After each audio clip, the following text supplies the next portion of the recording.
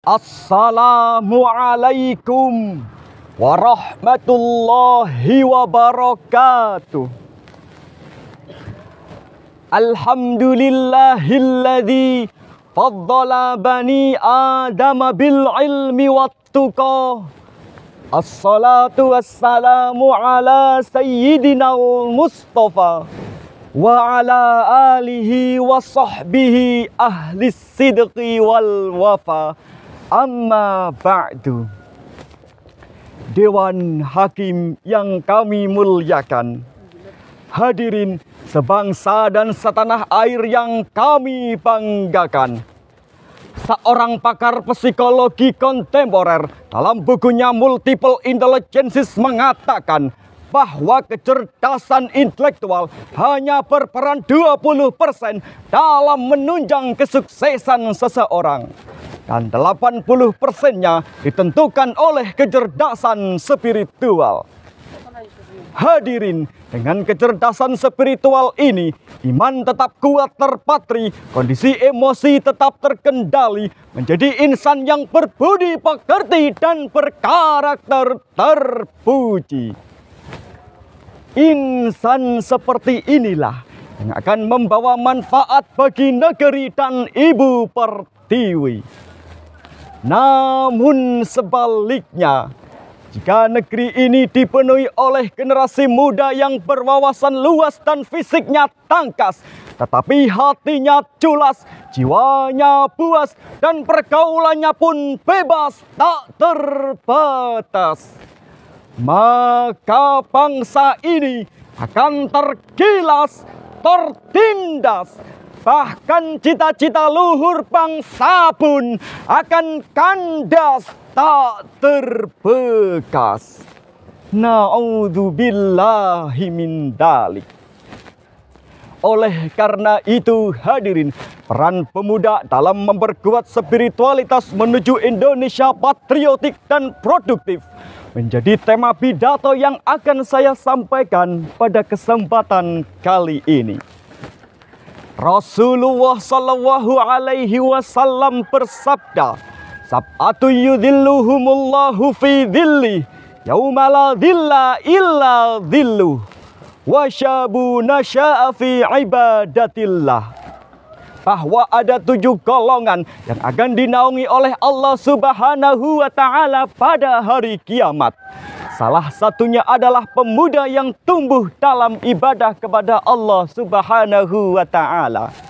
Hadis riwayat Bukhari Muslim. Hadirin, hadis ini menjelaskan betapa besar pahala dan betapa pentingnya bagi generasi muda yang mencurahkan masa mudanya untuk beribadah kepada Allah Subhanahu wa Ta'ala.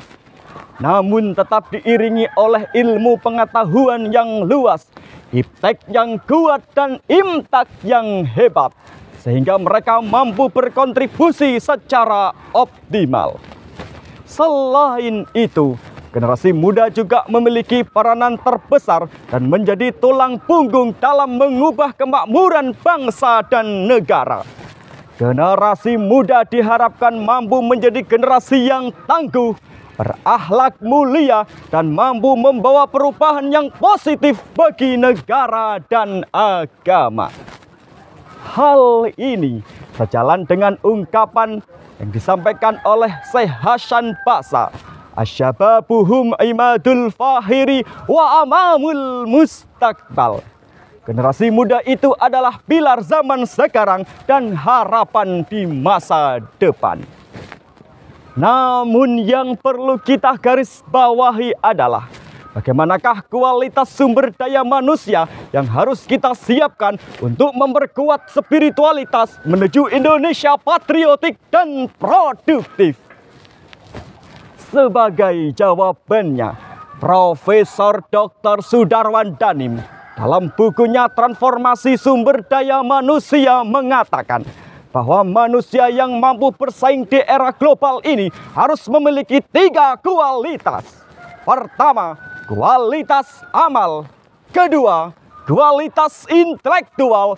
Dan yang ketiga, kualitas spiritual. Hal ini menjadikan pemerintah kita harus mampu mempersiapkan generasi yang memiliki inisiatif dan proaktif, inovatif dan kreatif, kerja keras, kerja cerdas, kerja ikhlas, dan kerja tuntas. Hal ini sebagaimana dalam lagu yang akan saya bawakan yang berjudul Setuju yang telah kami gubah liriknya. Ayo bangkitkan semangat para pemuda, mari kita gapai cita yang mulia, dengan ilmu, iman, dan akhlak pastinya. Satukan asa, gapailah cita-cita demi membangun bangsa Indonesia. Ladies and gentlemen, rahimakumullah. Di samping 3 kualitas tadi, agar Indonesia mampu menjadi bangsa yang tangguh, maka diperlukan generasi muda yang menguasai ilmu pengetahuan dan teknologi. Innallaha la yughayyiru ma biqaumin hatta yughayyiru ma bi anfusihim. Allah tidak akan mengubah keadaan suatu kaum kecuali mereka mau mengubahnya sendiri. Oleh karena itu hadirin, maka pemerintah kita harus mampu mewujudkan generasi yang memiliki keseimbangan antara spiritualitas dan ilmu pengetahuan serta teknologi. Pemerintah kita juga harus mampu mewujudkan generasi-generasi muda terbaik sekelas ilmuwan muslim 13 abad yang lalu. Seperti Al-Khawarizmi, bapak ahli matematika, Abbas Ibnu Firnas, konseptor pesawat terbang, Jabir Ibnu Hayyan, bapak kimia modern, dan Ibnu Sina sebagai bapak kedokteran modern.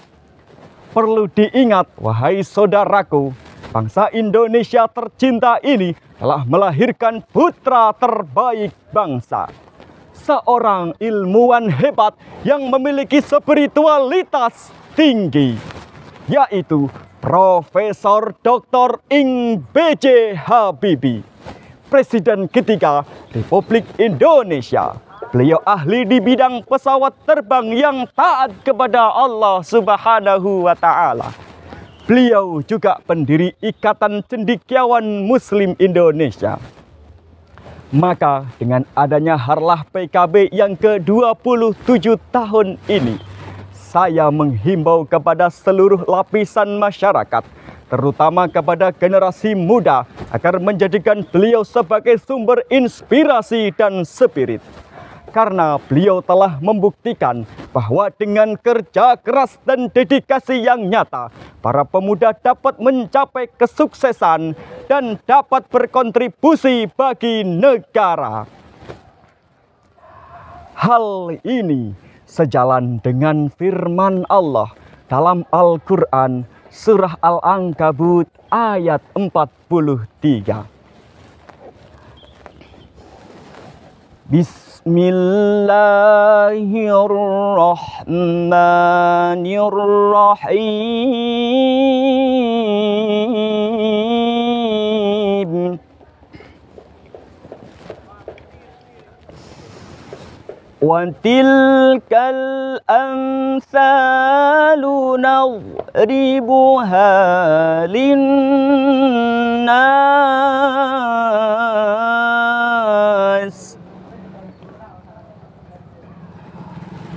wa ma ya'qiluha illa al-alimun.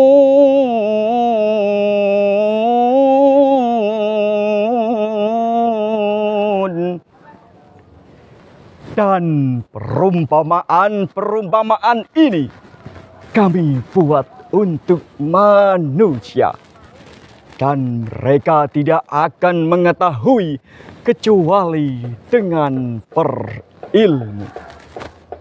Hadirin rahimakumullah. Kemudian bagaimanakah langkah kita untuk memperkuat spiritualitas menuju Indonesia patriotik dan produktif? Jawabannya adalah pertama, kepada pemerintah selaku pengambil kebijakan, kami mohon agar keseimbangan antara iptek dan imtak menjadi target besar bagi seluruh jenjang pendidikan.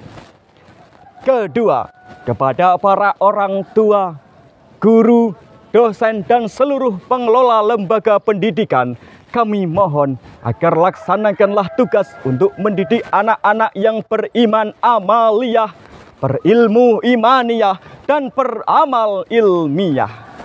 Jika hal ini kita aplikasikan dengan benar, maka peran pemuda dalam memperkuat spiritualitas menuju Indonesia patriotik dan produktif.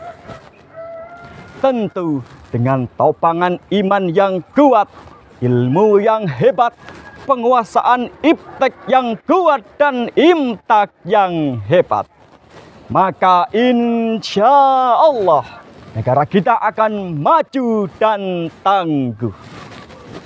For the last, sedikit puisi untuk penutupan. 23 Juli 1998,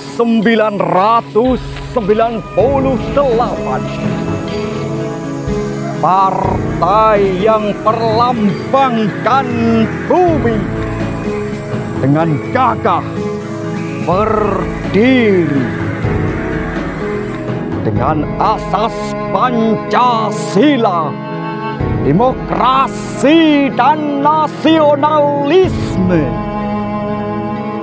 27 tahun berjuang untuk bangsa tanpa lelah. Dari Nahdlatul Ulama, akar yang kuat untuk membentuk perubahan umat.